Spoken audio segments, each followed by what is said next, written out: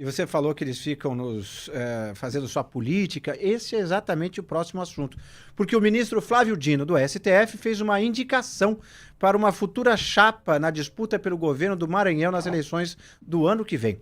Durante palestra em uma universidade na última sexta-feira, Dino fez acenos ao atual vice-governador do Maranhão, Felipe Camarão, do PT, como apontou a professora Tereza Helena Barros como um bom quadro para uma chapa. A professora de família tradicional e ligada à política na cidade de Lago da Pedra, na região central do estado. Vamos acompanhar essa fala do Flávio Dino. A política com seriedade. Então, uma alegria te ver, Felipe, e em nome dessa amizade eu quero te dar uma sugestão. Põe a Tereza de vice-governadora, que vai ficar imbatível, que a mulher é popular, viu? Foi o que eu pude ver aqui.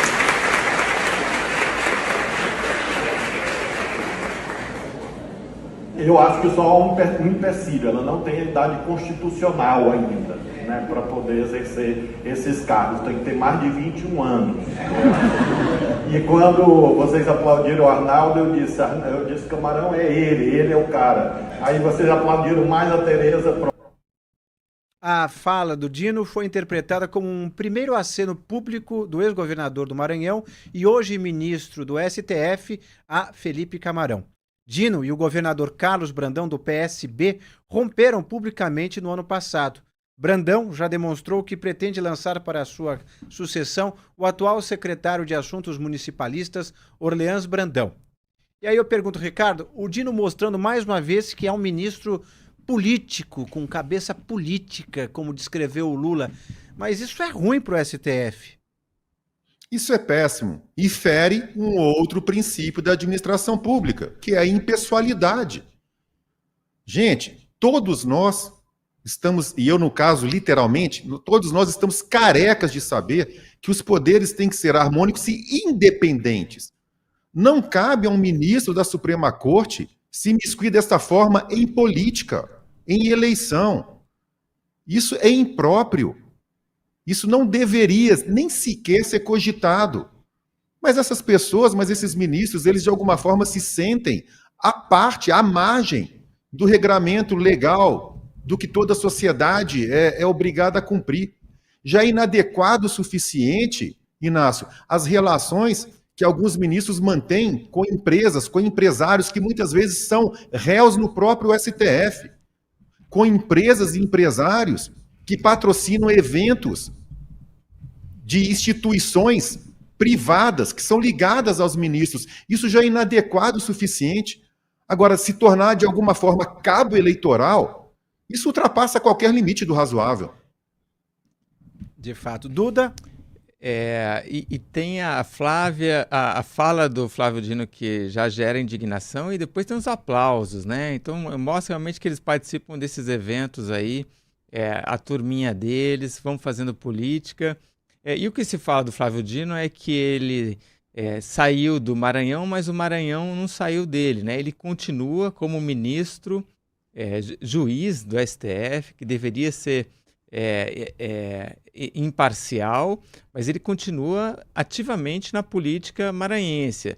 Ano passado a gente publicou na revista Cruzoé, foi uma reportagem do Wilson Lima, o Flávio Dino interferindo ali nas nomeações do Tribunal de Contas do Estado. O Carlos Brandão tinha um candidato, ele tinha outro, e ele cancelou a eleição do Tribunal de Contas. Então, o tempo inteiro ele fica ali favorecendo aliado dentro do Maranhão, participando da política, ele quer um juiz do Supremo.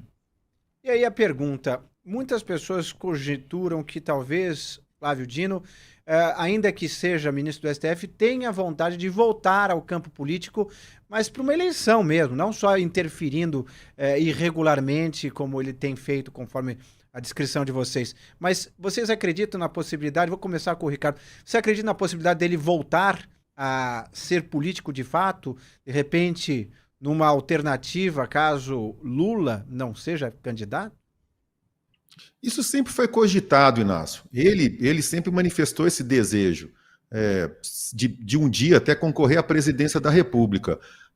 Eu, particularmente, acho tarde. Eu acho que é um caminho, primeiro que muito arriscado, você deixar um cargo vitalício de ministro do Supremo para poder disputar uma eleição com poucas chances de êxito. Outro lado também que eu acho que pesa muito para essa minha incredulidade dele vir a largar o STF e disputar eleições é o fato de que isso pega muito mal para um candidato. Vamos lembrar recentemente, né, o que aconteceu com o próprio ex-juiz Sérgio Moro. Ele deixou de ser juiz, ele aceitou ser ministro do Bolsonaro, e isso cobra um ônus, né? Isso tem um ônus político muito grande. Eu acho que isso aconteceria o mesmo com o ministro Flávio Dino. Então, eu particularmente não creio que ele vai seguir nesse caminho. Duda, eu não sei se quem está nos assistindo sabe, mas eu sou advogado, não sou atuante na área, mas eu me formei em Direito, cheguei a advogar por um tempo, e eu lembro que eu aprendi na faculdade que o juiz fala pelos autos. Então, se você quer saber o que o juiz pensa, leia um processo que ele decidiu, onde ele tem uma sentença, para você entender como ele raciocina, como ele fundamenta as suas argumentações. A gente vê hoje uma espetacularização dos ministros, sobretudo do STF. A gente nem ouve tanto do TST, do STJ, mas do STF, muito. Eles mesmos não percebem o risco que eles estão correndo com essa exposição toda, com essa postura política, com falas claramente tendenciosas a um lado e não outras, e depois não se declarando impedidos em ações onde eles já têm opiniões na internet circulando, por exemplo? Deveriam perceber, né? A gente acabou de comentar aqui que eles não podem entrar num aeroporto normal e no portão de embarque, né? Tem uma questão de segurança, né? Porque a população já tem uma ojeriza enorme aos ministros do STF. Agora, Inácio, eu acho que eles vivem numa bolha. E aí um vai meio que protegendo o outro, né? E aí meio que todo mundo ali acaba meio que se protegendo. E aí vão repetindo as mesmas coisas, né? De que quem faz crítica ao Supremo, ou aos ministros do Supremo, na verdade está agindo contra a democracia, né?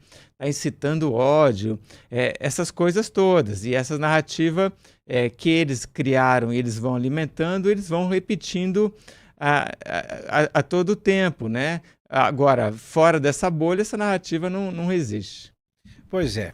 E para aqueles que sabem, que acompanham o Papo Antagonista com o Felipe Moura Brasil, ou o Meio Dia em Brasília, que apresento junto com o Wilson Lima todos os dias ao meio-dia, estão convidados, sabe que a gente sempre traz essas incoerências do STF e que várias vezes eles não perdem a oportunidade de perder uma oportunidade. É uma pena porque é um órgão extremamente importante, vital para o Brasil e que certamente ganharia muito com a discrição.